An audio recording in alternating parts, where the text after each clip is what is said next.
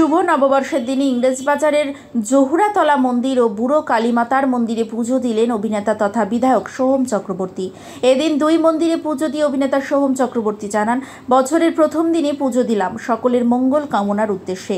সকলে ভালো থাকুক ও সুস্থ থাকুক এই কামনাই করি।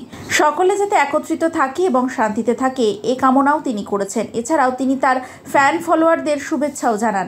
এদিন বিধায়ক তথা অভিনেতার সাথে পুজো দিতে এসেছিলেন ইংরেজবাজার পৌরসভার পৌরপ্রধান কৃষ্ণেন্দু নারায়ণ চৌধুরী, মালদা জেলা তৃণমূল কংগ্রেসের সাধারণ সম্পাদক প্রসেনজিৎ দাস ও প্রসেনজিৎ ঘোষ। কি বার্তা দেবেন?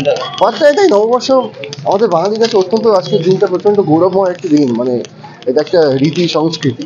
সুতরাং আজকে এই প্রথম দিনে, পবিত্র দিনে আমি সকলকে বলবো সবাই ভালো থাকুক, সুস্থ থাকুক, এবং মায়ের কাছে এখানে আমি সেই প্রার্থনাই করলাম যাতে সবাই একত্রিত থাকি, শান্তিতে থাকি, সুস্থ থাকি এবং এই মানসিকতাও নিয়ে থাকি যাতে সবাইকে ভালো রাখতে পারি। আপনার যে ফ্যান ফলোয়ারদের জন্য কি বার্তা? তাদেরকেও আমার সমান শুভেচ্ছা, তারাও খুব ভালো থাকুক এবং তারা যেভাবে যে সহযোগিতা, যে শুভেচ্ছা আমাকে দিয়ে এসছে, যে আশীর্বাদ তারা করে এসছেন, সেই আশীর্বাদকে পাথেয় করে আমি আগামী দিনে পথ চলতে